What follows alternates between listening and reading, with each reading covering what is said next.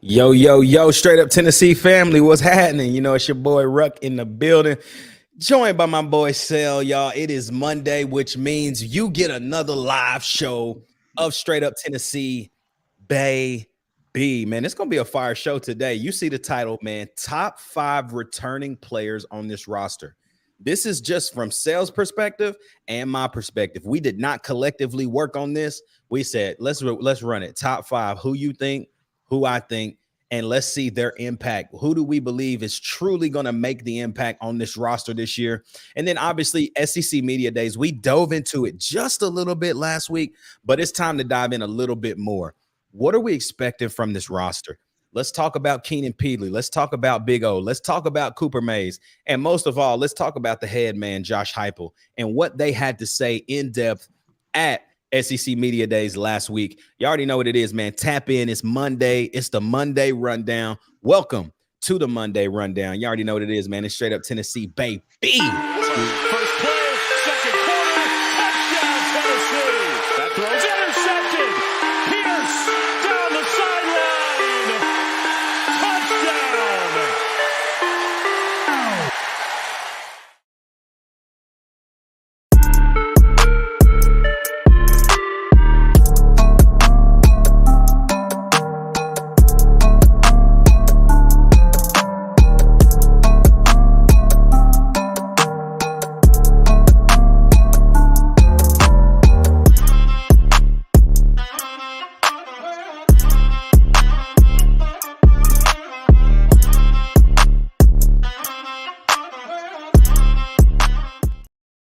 I don't know, bro. It could just be me, but that's the toughest intro we've had, bro. Volume 1, Volume 2, Volume 3. That joint go crazy. It's hard I'm over here in the background jigging a little bit with it. I'm over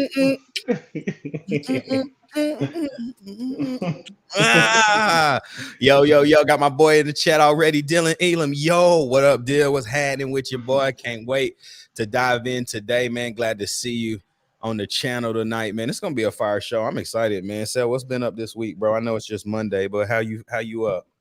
We here. That's all we can do. We here. What about you?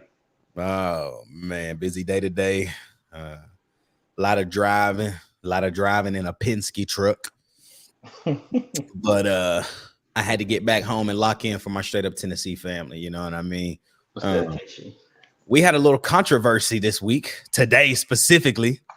Y'all know last Friday I went out on the limb and just went real, and I was like, Tyler Bray, top 5, bro. Tyler Bray is top 5 Tennessee quarterbacks of all time. And I got people on my team believing what I said. You feel me? It's true. He top 5, bro. I don't care what nobody say. I know that he's a bonehead, couldn't stop smoking that ganja. I know. I understand. I understand that we blew a game, blew the North Carolina game because of Tyler. I get it. But you go back and look at the numbers in the film, bro. It don't lie. He was nice. He really was, bro. And if I feel like if he had better, even if he had Butch, he would have been a completely different guy. Legit. We hear you. I don't know. It's hard to Casey Clausen, Eric Ainge, maybe. But anybody is saying Casey Clausen because he beat Florida. Wow. Okay. That was early. Let's be real. Though. Let's be real, though. That's early 2000s when it was 1 and 2. Let's be real, though. Past that, what was like, I don't have no memorable Casey Clausen games in my mind. I guess so, because she wasn't even 5 years old. Come on. Nah, I was a Chris 6 or 7. You feel me? He graduated in what, 03? Nah, I think that's right. So you feel me? We was a crisp 8, bro. What you talking about? We was crisp 8 at Ritter Elementary School, bro. Chilling, you feel me? Right. We're gonna need some fans that's been fans earlier than the 1990s to chime in. Like where the Helton, Holloway, Condrers was great. Todd Helton, dude. Nobody talks about his football career. Nobody.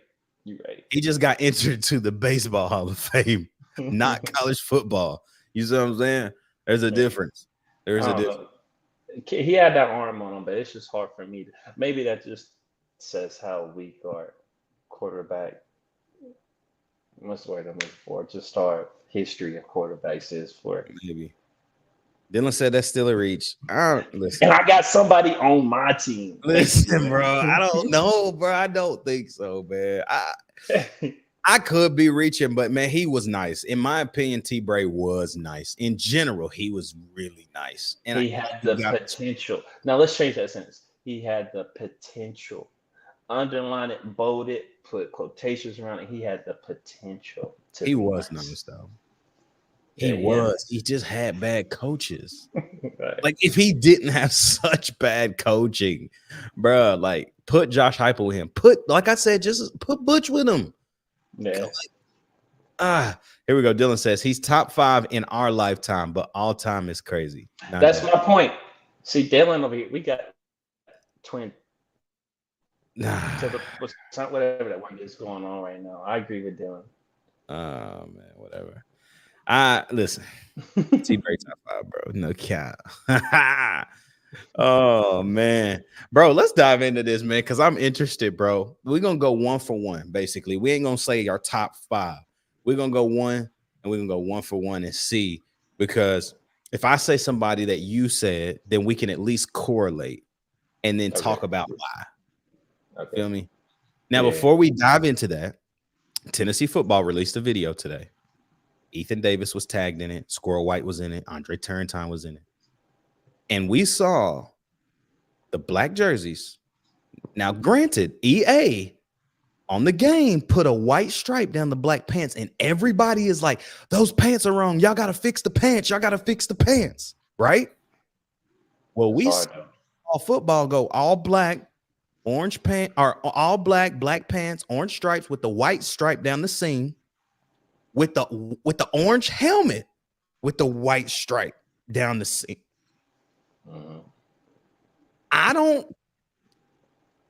It's a video game, but Vol football posted this. Are they trying to tell us something? Right. Hey, and Hypo said it too last week. He did like an interview with On3, and he said, I let the players handle the stuff that I know they enjoy that I don't think has to factor on the field, blah, blah, blah, all this stuff. Like that helps with players just feeling like they're involved. It caters to them more anyway. That helps with your recruiting. If they want to pick out the uniforms, hey, let's try out some new combos. And that combo was fire. That combo was tough. Oregon of the South. Hey, we can get there. We got the potential to do it. Listen, I'm just saying. Hey, if we do get that white stripe on the pants, we got to do a white outline around the numbers. And then that's got to. Chef's kiss. Chef's kiss for sure, bro. Like, God, that would be so tough. What up, Adrian? My boy said, you're... Hey, man. Also, shout out to Adrian, man. He's been a member of the channel for 7 months, bro. Turn me up, bro. Shout out to you. Appreciate you, bro. Another alum. Always. Another alum. What would be Ritter Rangers or Ritter Rockets? We were one. We were the Ritter Rangers. You're right. We had that big old ugly raccoon on the gym wall. Shout out to my boy as well, man. Adrian for the $10 super chat. Didn't even leave a message, just dropped a super. That's the type of family we got, bro. Didn't even leave a message, just said, man, here 10 bones. You feel me? Go get you a McDub. Because guess what? Back in the day, $10 could get you about 6 McDoubles and 2 large fries. Now you get 2 McDoubles and 1 fry, and it's $10. So that's where we are. Inflation. Shout out. Shout out to you, my boy. He said that Cell PlayStation fund getting up there. Let's go. That's facts, bro. We trying, man. We tried. It's climbing. It's climbing a little bit. Wait. Before we move forward, though, speaking of uniforms, yeah. For those that's on Instagram, you might know the account Cfield DPL. He did an old throwback uni for like the Contra Holloway days, where it's the orange top with traditional white pants, numbers with the black outline. I would love for those to come back. Like, I wish if it was up to me, it would be like a homecoming tradition where we just throw it back. And then who knows, like we switching up combos. Why can't we do it with some orange pants or the orange helmet? Like that would be tough. Like he even said it himself. I commented on the post and he said, that's my dream too. So we need to get him with the team and get them in it luck because His Oregon at the stuff is South. his stuff is so tough, bro. I love when he goes and he does the jersey of the week. I love the jersey of the week, and he guesses it before they do it, and typically he's right most of the time. I love that, and I love that uniform, bro. I remember vividly Eric Ainge. 2004 night game against UNLV, Eric Ainge and Brent Schaefer interchange. Yep. Yeah. Yes. Oh, hey, that's a quarterback that has hey, that's another topic we need to say for the future. Potential players that could have been stars that if they didn't mess up on the end. Because Brent Schaefer was Michael Vick in the making. And you want me to tell you somebody else who I would put on that list who would have been him, but he got in trouble? Bryce Young. Nah, who's Bryce Young? Like, not Bryce Young from Alabama? No. Who was the running back we had with Butch? Bryce Brown. Bryce Brown. No, but he was tough. But no, Jensen Jackson. Yes, headhunter. Bro, Jensen was. And you want me to tell you somebody who's balling right now? Bro, this is a great topic. We're going to definitely do this. This might be Friday's show. Yeah. Because guess what? It's the guy that we never got to see play in a Tennessee uniform who's going crazy at Liberty, Caden Salter. Quarterback. He got in trouble his freshman year. Him, Aaron Beasley, and all of these cats got in trouble riding with that ganja, got in trouble. Boom, boom, boom. Look, check this out. Adrian said that college football 25 be making me rage quit. Playing on the road against the top 5 on there is OD. It really is. Hey, listen, I'm in season 2 in the college football playoff with Tennessee. I got 3 dynasties, but I'm just talking the Tennessee one right now. I'm in season 2 college football playoff round 1. I got Nevada tonight. I'm gonna play them. But every year, I'm not lying, I can't beat Georgia on this game. I beat the snot out of Alabama. I beat Florida. I beat all the good teams. And when I play Georgia, I can't. You cannot beat Georgia on this game. Anybody that can beat Georgia, I need your scheme. I need to figure this out. It's not even that they're scoring a lot of points. I can't score. And when I do, it's too late. Even at home? At home, it don't matter. It don't matter. Their defense is OD on the game, bro. I'm running everything I can. Swing passes, screens. It doesn't matter. They scoring. It does not matter. Talking about Jensen Jackson, Adrian said he was supposed to be the next Eric Berry. 100%. He was cold, bro. Jensen was nice. Dylan says Salter would have been nasty in hype system. 100%. Adrian Wells. Oh, Georgia O-line is OD. Yes, bro. Dude, they blowing people 10 yards off the ball. Like, the animations are so good in this game that when they blow a block up, it looks real. Like, the center will blow your guy off the ball. And he just, like, falling back. Amari Thomas, like this. Like, dude, Big O don't be getting blown up like that, bro. This is nuts.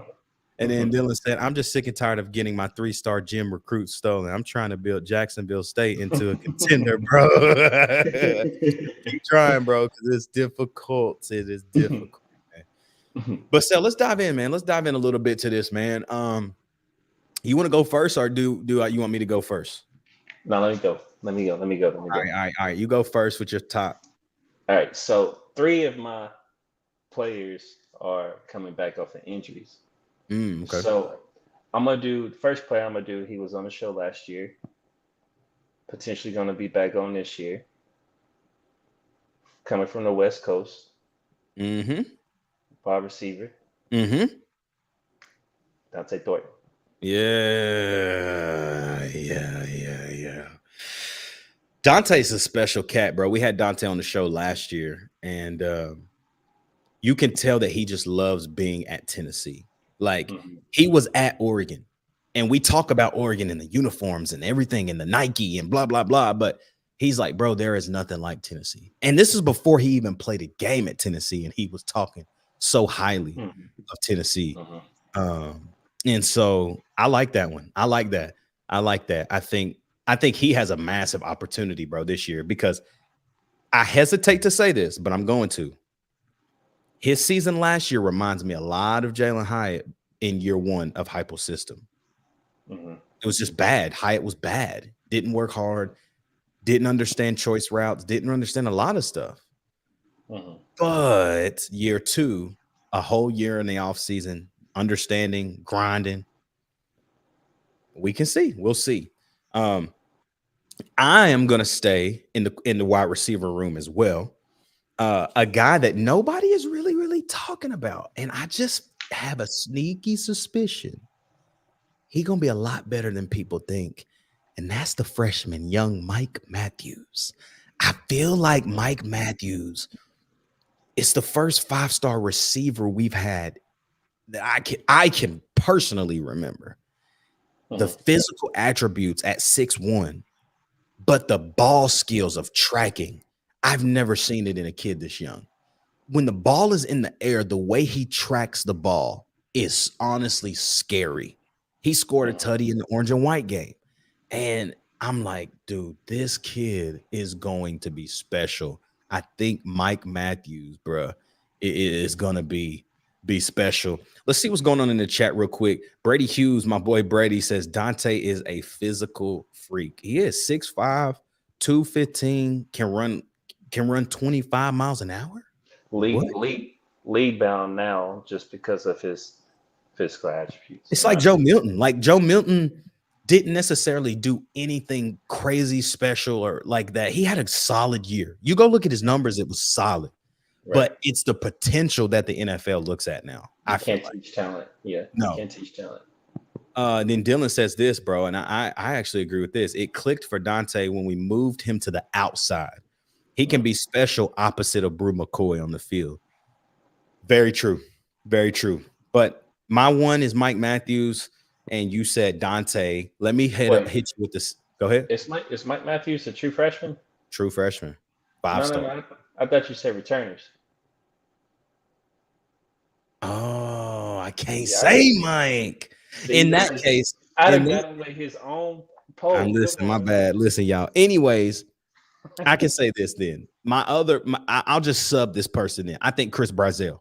He's not a return. He's a returning player to college football. He is a transfer to Tennessee, though. Chris Brazel, sophomore receiver, 6'5", another big guy. Catch radius is crazy, athletic. Chris Brazel is gonna be crazy, bro.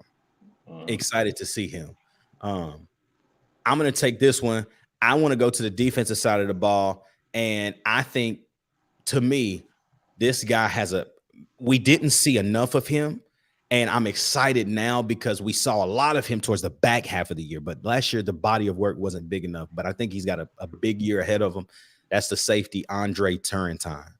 The transfer from Ohio State 2 years ago, first year in Josh Heupel's system last year, played a lot of different positions back there, but ended up being at free safety and handled his business. And he caught a pick in that Citrus Bowl. Ball skills are great for a corner. Looks like he's more of a coverage corner. He can come down and make the stick, but I feel like he's a coverage safety. And if the ball is in the air, I feel like he got the tracking to go get it. So I'm excited to see Turrentine. Right. So since you went defense, I'm gonna keep it defense too. He was big man that went down to media day, returning, Big O, and he's gonna fill that up on the D line. I'm really rooting for him. I think this is the difference that NIL is gonna make, where players, if they don't feel like they're gonna be a guaranteed top 3 round pick, they're gonna stay, get their guaranteed NIL money and try again. And I think I really am rooting for him because I think he has a chance to go to the league, and I don't think O gets the respect he deserves, and I hope that he just shows out this year. Yeah. Adrian says David Hobbs, the young he was a freshman last year. Dylan says I'll give an honorable mention to Jackson Ross. The rugby style punts got us out of a lot of bad situations last season. Yeah, at the beginning of the year when he was doing that stuff, I was pissed off because I was like, "What are you doing?"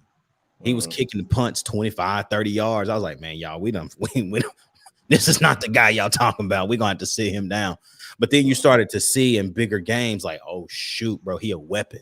He really is tearing this up," and I love that. So. Adrian still says, I think David Hobbs is going to have a breakout year. I think David could have a breakout year. Cell, who's your third person? another person coming off an injury. Uh-huh. Keenan Peely.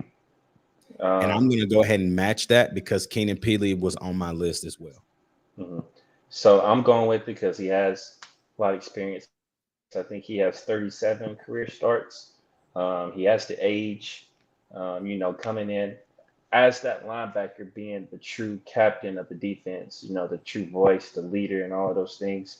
And, a grown ass man. So, like, let's see how that is playing some grown football. Yeah. I'm rooting for him too because hopefully his age doesn't play too much of a factor in moving on in his career. If he tries to go professional, I hope that he shows that even though I am this age, I got the tools. I am a grown ass man that respect me because I really am him. Yeah. Yeah.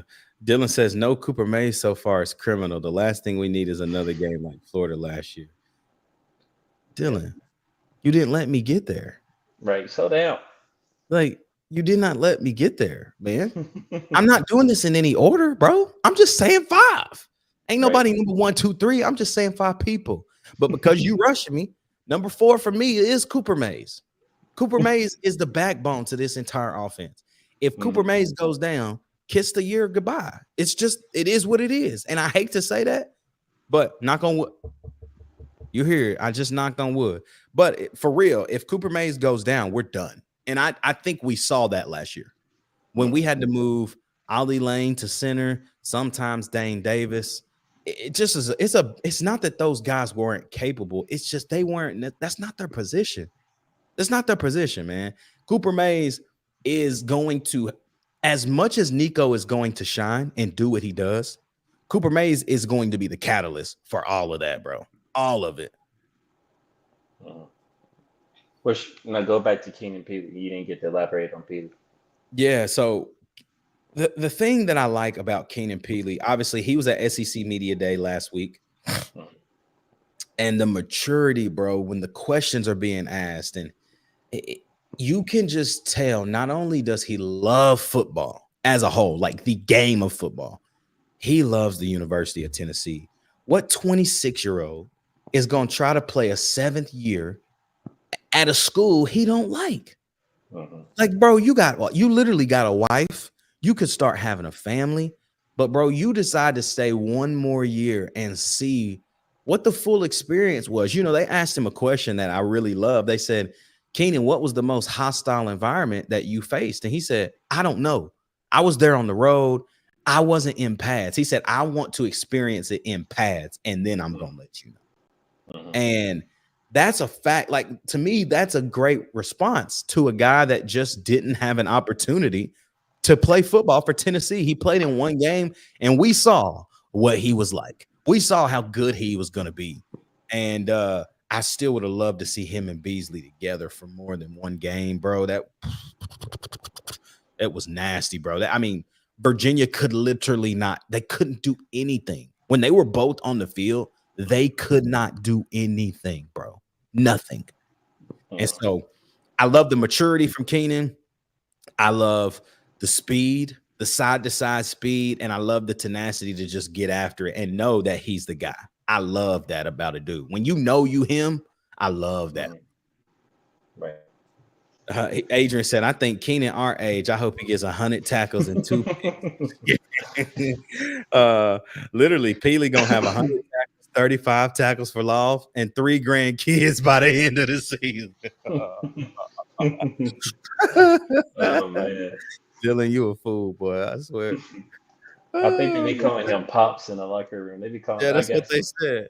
Yeah. They said they call that man Pops. That's nutty, bro. Right. So my fourth was Cooper. I explained why. What you thinking, bro? Who's your fourth? Um, this my fourth is based off of fandom more than what we need or anything. I'm a big fan of Square White, man. That Yeah, is boy. that is college Tyreek Hill, and Bro, special, I'm, bro. he done switch numbers, so hopefully he don't have that from Mel Keaton treatment. But Knock on yeah, wood, bro. You better stop that. We don't we don't need no Ramel number 9, bro. Put that boy in 80. Jerry yeah, Rice. yeah. But that's my number four. I'm just rooting for him. He's just fun to watch. He is fun to watch, and I'm excited about his number change because I mean that's the number he wore in high school. He's always worn 3, and he made a sacrifice to be in 10, while all the other guys got the opportunity. And so, I ain't I gonna think, lie, some of them number changes is kind of corny. like what? Like who was it? He was like 34, 17. No, what was it? He's like you divide it by 2, it's 7. I don't remember. I gotta Who look it was up. that? I gotta look it up. Oh, I'm but I was just That like, you can't. sounds stupid, bro. I was like, there ain't no actual meaning with it. And Yeah. then Brew McCoy 34 divided by 2, 17. yeah. And then Brew was reached 2 talking about there's 5 members of my family, and I was just like, Well, then he he's wore like, 5. He wore 5 in high school. see, now that's understandable, but I ain't picking no number because I don't know. I just thought the first part was kind of like extra information. But I you mean, played like, with look, 5. You didn't play because he didn't have 5. And now you got a chance to put it back on last year, show out. But now that's better. I feel like the and it's explanation like you was can tell he really liked 5 because he took 15, 1-5. Now he just down to 5. right. He do look tough in the single digit though. When they showed the little clip, he was Yeah. looking tough, Something bro. about a single number. When I was hooping, I went to a single number. I was like, "Oh, this jersey looking a little snug over You feel right though. What? I was always number 5 on that court, bro. Now, I what was was you on the field? 4. 4? Yep, 4 or 5. 4 or 5. I ain't play football. If I played football, I don't know why, but I think I would have went to 17. I don't know why. 17. It's cold on the football field. Yeah. I would have been receiving with 17. And I would have made it work. Yeah. Little That would CJ be, Phaeton. oh my God. All right, 5. You take it. You take it first. All right. So I had 2 picks. I was down to 2. They both gonna be behind center. But overall, you need this guy to win. So I'm going with Nico. Could have went with the sleeper pick, blah blah blah. But I think it's obviously what we all know. Like we need Nico to win.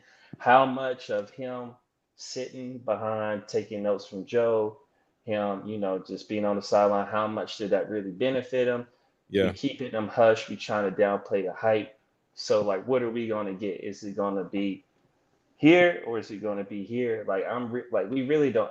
It's really unknown on what to expect from Nico. So Yeah. I just see him finally get the keys. Like he knows it's his time.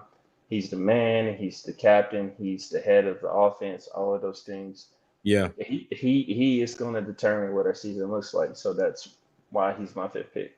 Yeah, I would agree. I'm not gonna say Nico because it's just too easy. It's too easy. You right? I'm gonna say somebody that a lot of people might be a little shocked with this selection specifically, but I think it is key because his freshman year, he was the only thing we talked about. It wasn't James Pierce. Their freshman year, nobody was talking about James Pierce. James Pierce was just like, oh, this other kid that's gonna be special. But the kid that was special his freshman year and last year kind of fell off a little bit. And I think his impact opposite side of James this year, Joshua Josephs. He has to be that nasty dog that he was that freshman year. Everybody was like, bro, who is this kid? Who is this kid? Where did he come from? And we saw Joseph play and not James. And then last year, James just exploded. Off-season work was very good. When you work, you see what happens. You see the results when you work. And now it's time to see the resurgence of Josh Josephs. What is he going to do? How is he going to react now to all of the hype from James and nobody talking about Josh anymore? Nobody's saying it. That, to me, that's going to fuel me, bro. I'm ready to go. And if you've not seen pictures of Joshua Josephs this offseason, he looks like he's ready to go. He looks like he is ready to play football in that number 19 defensive end, opposite side of Mr. Pierce. So that would be my 5, bro. That's my top 5 right there. Returning players, and they have to be impactful. Impactful. If I had an honorable mention, it's Dylan Sampson. He can't get injured. Period. That was I was torn between him and Nico on my last one. If I had an honorable mention, it has to be D Samp because he cannot get injured, bro. Because after him, I'm just nervous. Cam Seldon got injured in spring, and then from him, we got guys that just haven't played a lot, and they're talented, but they haven't played a lot. And we've learned, bro, you can be talented, but them reps really matter. They really, really matter, bro. And that's why I like Josh Heupel because he gives people opportunity even if they aren't ready. Like he's like, you know what? Let's ride. Let's see what we got. Yeah. And he gives room to make mistakes, and then he corrects them, and they get to go back out there. I just love that, bro. I love the way he coaches. Let's see, Dylan. Go ahead. I think we took for granted what we had at running back last year. We had 100%. 3-headed snake. It's crazy. Dylan says, since we're counting transfers, I'm throwing Lance Hurd in there. He's only a sophomore and was ranked a couple of spots before Nico in that recruiting class. Major get from Glenn Ellerby. Absolutely. I think he's going to start at left tackle, opposite side of John Campbell. And he's a transfer from LSU. He's going to be special, bro. I think he's going to be able to show all of his package as far as his skill package on that side of the football, on the left side, because that's his strong side. That's what he's used to playing. And so I'm excited to see what Lance Hurd can bring as well to this team. So so talk a little bit about Heupel's interview, man, at SEC Media Day, kind of some of the stuff you heard, some of the things that were important that you liked. Yeah. Well, what I like about Heupel is he's always going to show some humor. I don't feel like he's commercial. I feel like he genuinely shows himself. You know, he's on to take some jokes and shoot some back at you and all those things. Really, when he first got on stage, it was just him promoting not just the football team, but the whole brand. Like, literally, the first thing he was talking about was how he was in Omaha with Danny and Rick, and how all of the athletics are just have come a long way, and how they're happy for Tony, and how like it just speaks for the logo for the Power T across in every sport: basketball, football, softball. It don't matter. Like, Tennessee's becoming a powerhouse in athletics, and he was just, pushing the brand. He was talking about how hard it was for him to pick 3 players to come because there's so many great players in that locker room, and not even just players, just people. Mm-hmm. And that really speaks to the kind of players he's trying to bring in, because I think a lot of people overlook that. Like, a lot of people just look at players as players when it's more than that. You're trying to establish young men, because sports won't last forever. And, you want to have that repetition. You want to have players that you're not going to have to worry about with having problems off of the field. A lot of the questions at the beginning, they were talking about the NC State game in week 2 and all of those things. Heupel kind of downplayed it, and then of course they started hyping up the visit to Oklahoma, how he was there, who he was, winning the national championship and everything. And I think when that week comes, there's going to be a lot of hype about that, trying to make that a big thing. But he just addressed how the offseason is a big thing, the growth for Nico, letting the players be players, letting them be free, expressing themselves and all of those things. But those were some of the main things that I took away from it. And that was what I took out of his press conference. He is a true player's coach. For like sure. And it helps that he played the game, so he knows how to relate in the sense of, man, you got to go have fun, but don't. I feel like you can't win with. I feel like that's the only coach you can have in today's era. You have to be a player's coach. Have to be, bro. And he does it so well, and it just, I don't know, man. I love that dude. I'm so appreciative of Heupel and what he's done in such a short time so far on Rocky Top. Dude, my bad.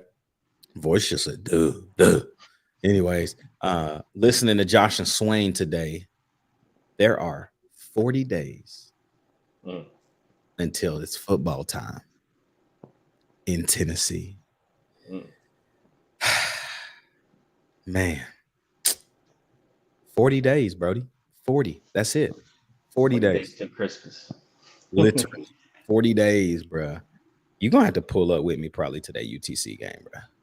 Hey, we'll make it work. We're going to have to pull up. We're going to have to go crazy one time, bro. And it's an early game, 12:45. So it's going to be hot, but it's going to be early. So we can get in there and get back, and it's just smooth. So I just, it's wild how every year football comes and it goes. But it's something about July. And then when it gets to August, bro, like when you just had that feeling like, oh my gosh, Tennessee plays at the end of this month, bro. Like college football starts in like 30 days, like because you have week 0 games on the 24th.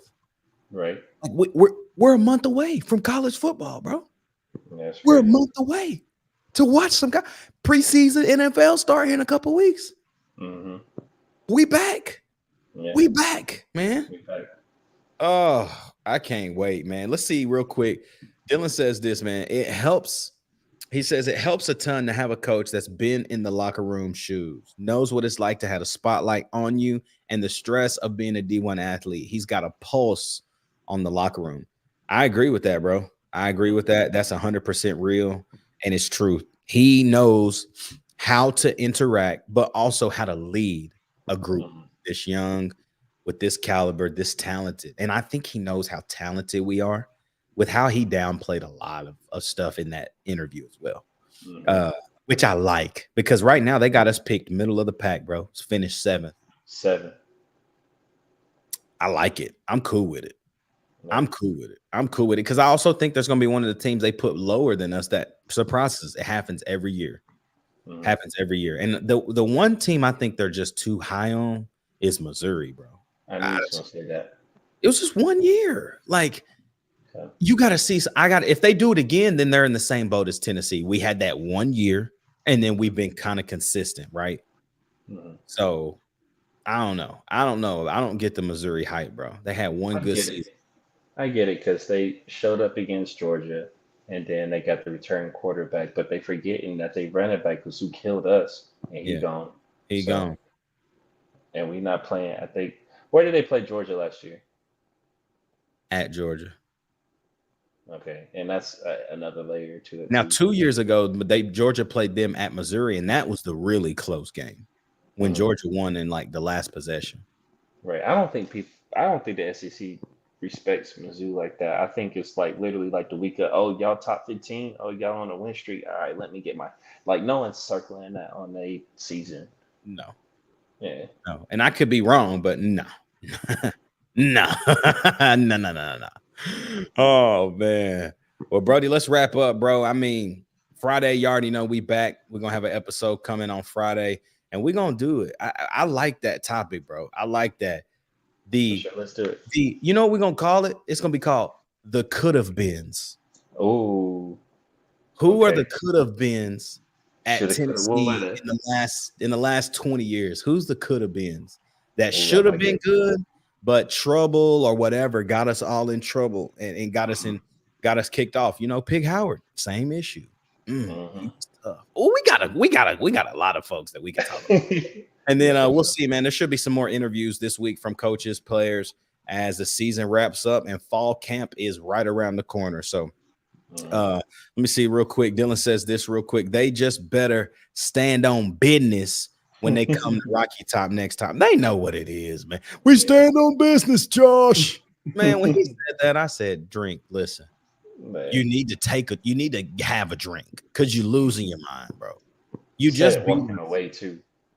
Yeah, walking exactly. Coward. Said it walking away. We stand on business, Josh. And he running away like, yeah. Hey guys, I just told Josh Hyper we stand on business. Dude, y'all, man, we love y'all so much. Thank you for the love and the support. Like, comment, subscribe, share this thing out. Continue to just blow up Instagram, bro. Instagram is going crazy right now. The subs are going crazy right now. Y'all are truly building this brand as well. So we appreciate y'all. We love y'all, man. We can't wait. We'll be back on Friday.